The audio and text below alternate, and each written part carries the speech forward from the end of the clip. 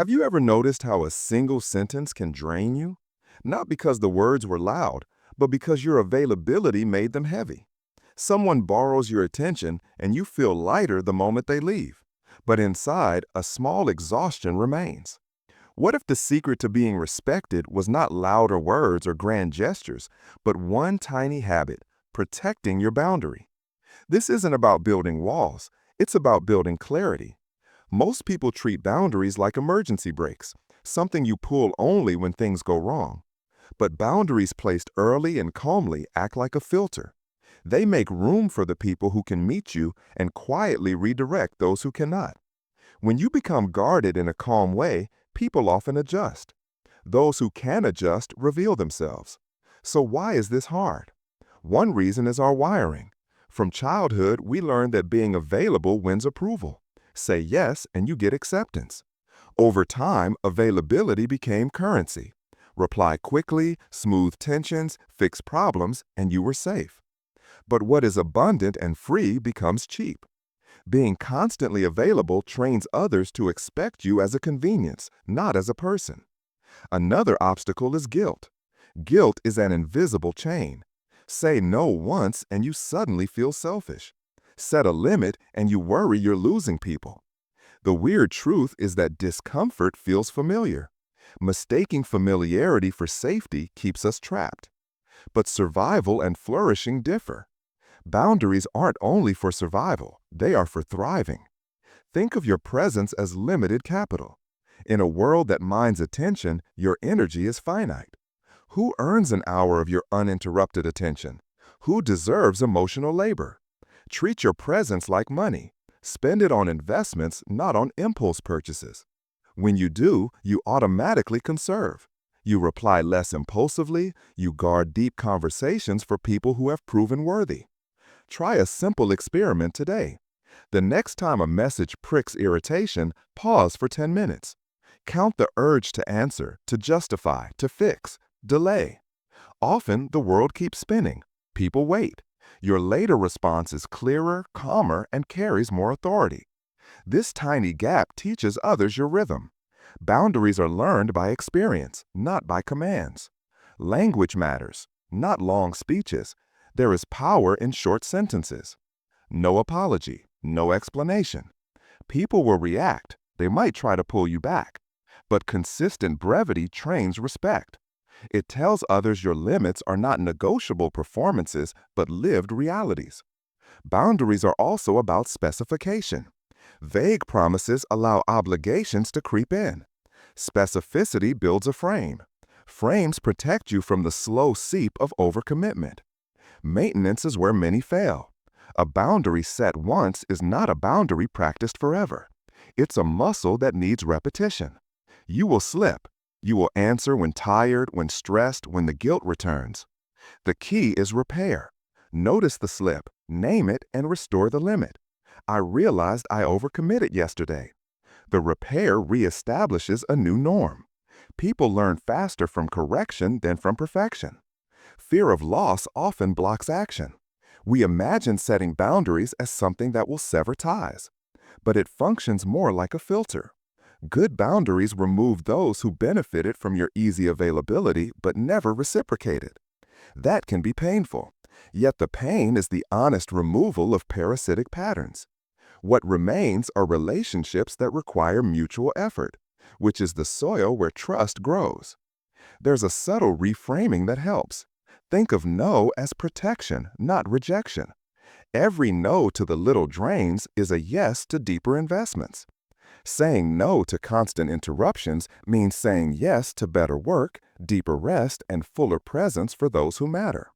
When no is conservation, guilt softens. Choices begin to feel intentional rather than selfish. Body language and presence matter too. Boundaries are communicated before you speak. Posture, tone, and timing send signals. Walk slowly when you leave a draining conversation. Keep your tone steady when you decline. A calm, grounded voice says more than a long explanation. People pick up on composure. They assume competence. There is a rhythm to escalation. Not every boundary requires a showdown. Use tears. Start with small limits, delayed replies, short meetings, clear time windows. Escalation is not punishment. It's progressive clarity, a way to communicate how much respect you require. Another practice is redefining obligations. Ask, what am I truly responsible for? You'll find invisible expectations you inherited, being the mediator, the problem solver, the emotional bank. List them, choose which you keep, then communicate. Saying, I won't mediate this, or I won't be the constant responder, creates clarity for others and relief for you. Finally, imagine the after. What does life feel like with firm boundaries? You may have fewer shallow engagements, but deeper ones. Your energy may feel fuller. Decisions may arrive easier. Work deepens. Relationships that last are those that can tolerate your absence, not those that depend on your constant rescue. Boundaries change the texture of life. If you practice this for 30 days, delaying replies, using short refusal phrases, repairing when you slip, you will notice something fundamental. People start treating you differently, not because you demand it, but because your conduct sets a new ecosystem. Respect is grown, not granted. In the next part, we will move from principle to craft, exact phrases to use in hard moments, templates for hostile requests, and a day-by-day plan to strengthen your boundary muscle. For now, breathe and consider. Take one small boundary today and honor it daily. Now we move from why to how. You know boundaries matter. You felt the relief when they hold. But the tricky part is the exact words. What you say and how you say it shapes the reaction. Here are short, practical phrases that do more than communicate limits. They reclaim your time and your dignity without drama. Start with neutral refusals. That's it. No qualifiers, no apology, no explanation. Short sentences carry weight because they end the conversation before it becomes a negotiation. Silence after the sentence is part of the message. Don't rush to fill it. For emotional asks, the friend who always needs an immediate shoulder, try this. I hear you. These lines validate the person's need without taking it onto your shoulders. Notice the two-step pattern. Acknowledge, then set a limit. Acknowledgement reduces the likelihood of an aggressive push. It signals empathy, while the limit protects your reserve. At work, boundaries must be precise. Replace vague promises with timelines and scope. Instead of, I'm swamped but I'll do it, say, I'm at capacity this week. That question shifts responsibility back to the asker. It forces them to engage with trade-offs rather than assuming you will absorb extra work. When requests are disrespectful or invasive, use blunt boundaries. No negotiation, no subtext. If they insist, repeat the statement calmly. Repetition is a boundary's backbone. People test limits. Your calm repetition reduces drama and increases clarity. Say it once, wait. Say it again if needed. If that still fails, escalate by changing access, block, mute, or limit meetings. The escalation itself is a message. Sometimes people weaponize guilt. Don't get pulled into moral calculus. Your values can include kindness and self-protection at the same time. For manipulative patterns, names help. It puts me in a difficult position. Naming the behavior diffuses personal attacks because you're focusing on an action, not the person's character. It also creates a record in the relationship narrative. You are not overreacting. You are clarifying a repeatable pattern. There's also a set of phrases for boundary repair, the honest, adult way to fix a slip without guilt. Use them when you fail to hold a line and want to rebuild trust with others or yourself. I overshared earlier. I said yes when I shouldn't have. These aren't weak confessions, they are corrective architecture. They teach others how you will behave moving forward. What about tone? The content of a boundary matters, yes, but the delivery is critical. Calmness reads as control. Sharpness reads as fight. When you say no, let the voice be steady and even. If your voice trembles with guilt or defensiveness, the boundary sounds negotiable. Breathe. Speak like you mean it. Record yourself if you must. Hearing your own calm voice can be a powerful rehearsal. Now, scenarios. Imagine a colleague who assigns last-minute work. You could say, "I can't complete this by tomorrow without sacrificing other commitments." Or to a family member who expects you to be the instant problem solver, "I'm not available to manage this for you." To a partner who texts demands at night, "I don't respond to relationship issues after 9 p.m." Specificity removes ambiguity. There will be fallout. People will be offended. That's part of the boundary economy. Offense is not an argument, or simply, "I understand you're upset." Keep answers short. The point is not to win debates about morality. The point is to preserve your life force. Practice non-negotiable statements for extreme cases. Follow-through is essential. Threats without follow-through are permission to continue. If you say you will leave and then remain, the boundary loses credibility. The muscle is built by consistent consequence, not by occasional firmness. Picture concentric rings around you. The inner ring is those who have your time without question. The next ring is people who get scheduled access after proof of mutuality. The outer ring is people who receive minimal interaction or none at all. Assign people to rings and act accordingly. This model helps you allocate energy intentionally. It also gives you a framework to explain limits when asked. I prioritize my inner circle for deep conversations. There's also power in ritualizing boundaries.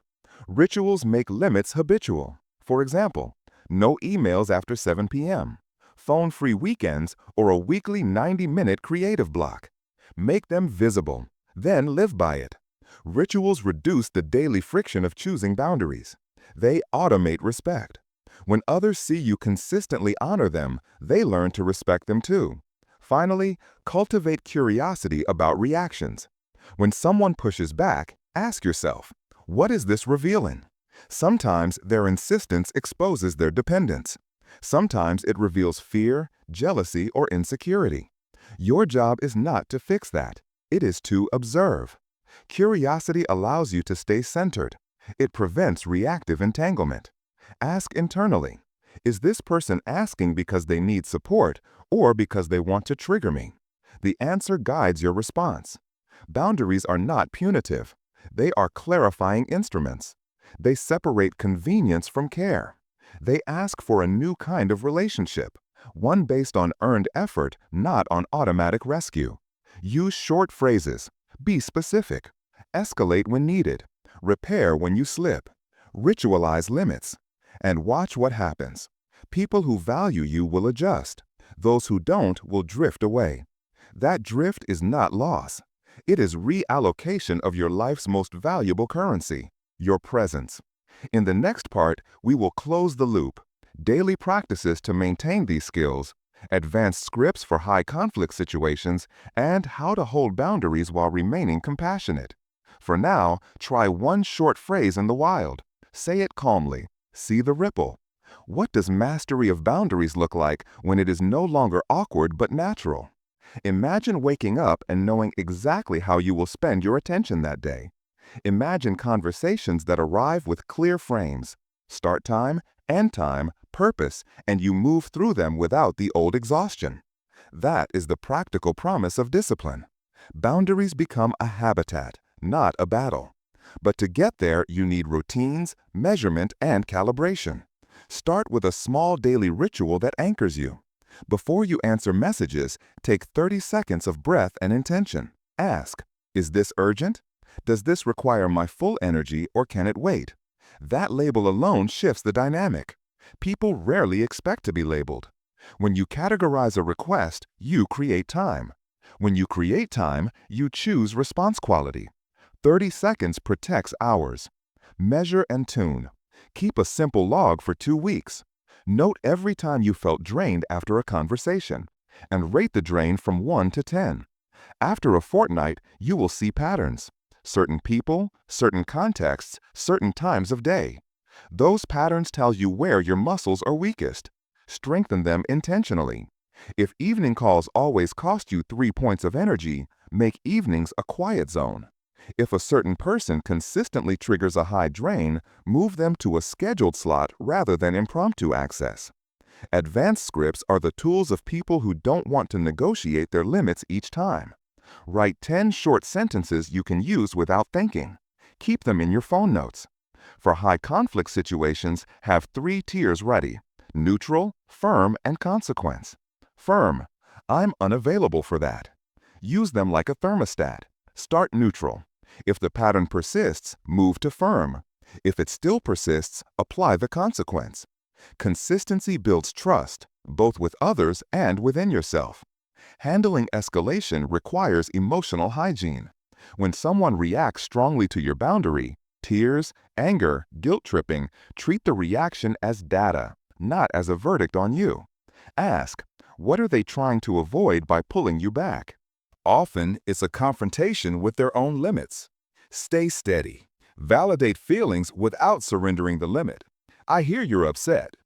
Repetition is not rude, it is clarifying. Compassion and firmness are not opposites. You can hold a limit with tenderness. Use empathy as a bridge, not a leash. For example, I know this is hard. That phrasing honors both sides. It prevents the boundary from feeling like abandonment. People respond better when they feel seen, even as they face limits.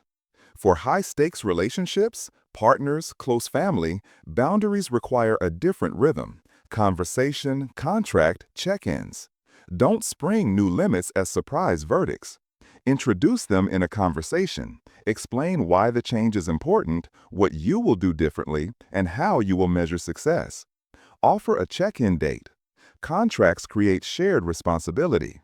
You will find that many close people want clearer rules. Most just don't know how to ask for them. Self-care is the engine that makes boundaries sustainable. If your reserve is empty, rules collapse. Sleep, movement, creativity, and unstructured time refill you. Treat these as non-negotiable line items in your calendar. Block them. Tell no one that they are optional. The irony is that when you schedule replenishment, you become more generous in the long run because you have real energy to give. When a boundary causes loss, recognize grief. Losing access to people who took from you is real loss. Allow yourself to feel it without retracting the limit. Grief is a sign you invested. It's not proof you were wrong. Journal about the losses. Name what you miss and why. Over time, you will see that some losses were placeholders for growth. Social consequences are not always immediate. Sometimes respect appears slowly, over months, as people adjust to the new rules. Expect patience. Your visible calm under dispute is the silent teacher. Over time, people stop testing because it's tiresome. Others will step up. The true test of a boundary's success is not how many people complain at first, but who still wants you after you're no longer infinitely available. There will be moments of doubt. You will question your choices, especially when the world calls you unkind.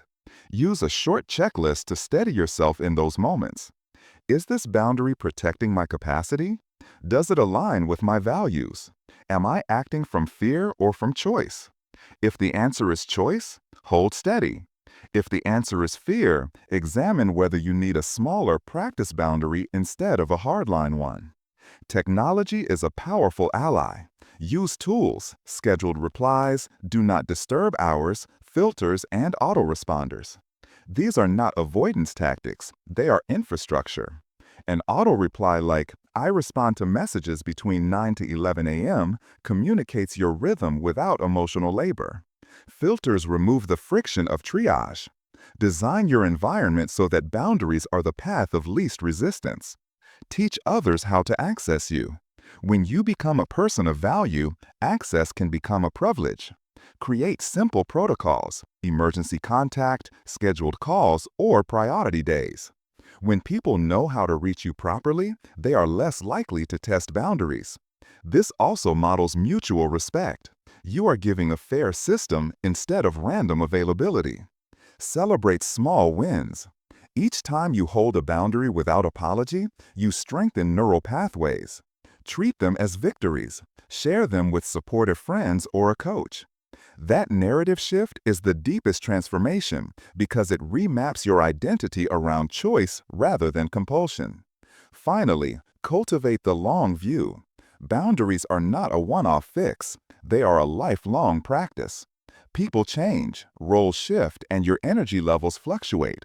Recalibrate seasonally. What worked last year may not work now. Keep curious.